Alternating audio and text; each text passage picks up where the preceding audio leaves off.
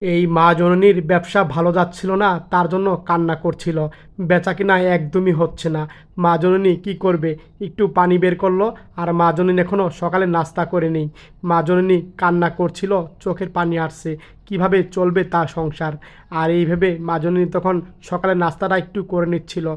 তারপরে মা জননীর পাশে একটা ভাই আসলো আর বলল, "কী খান আপনি? একটু রুটি আমাকে দেন না।" এই দয়াবান ভাইটা মার হাত থেকে রুটি ছিঁড়ে নিল। মাটা খুশি হলো, কিচ্ছু বলল না ছেলেটাকে।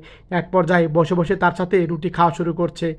মা জননী কান্না করছিল, চোখের পানিটা মুছল। এক পর্যায়ে বলল, "চিন্তা করেন না মা, আল্লাহ সব ব্যবস্থা করে দিবে, খান রুটি।" আর এই মা জননী রুটি ছিঁড়ে ছেলেকে দিচ্ছে, "তুমি খাও বাবা, এটা তুমি খাও, আমি দিয়েছি বাবা, খাও, কোনো চিন্তা নাই।" এভাবে কথা বলছিল। আর এক পর্যায়ে এই ভাইটাও তৃপ্তি সহকারে মা জননীর সাথে রুটি খেলো। বলল, "সব কলাগুলো আমাকে দিয়ে দেন।" আর মা জননী সব কলাগুলো দিল। মা জননীকে এক বান্ডিল টাকা বের করে দিল। মা জননী এত টাকা পেয়ে অনেক খুশি হলো। আর মা জননী অবাক হয়ে গেল। "ঠিক আছে বাবা, আমি অনেক খুশি।" মা জননীকে বুকে জড়িয়ে নিল দয়াবান ভাইটা। মা জননী সুখে কান্না করে দিচ্ছিল এক পর্যায়ে।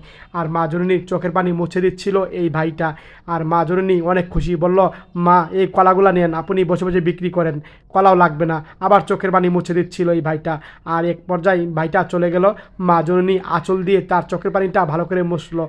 আর মা জননী অনেক আনন্দ পেল, এতগুলা টাকা পেয়েছে। আর এই কলাগুলা তখন এই অসহায় মানুষের মাঝে বিতরণ করছিল এই দয়াবান ভাইটা। এক পর্যায়ে সবাই কলা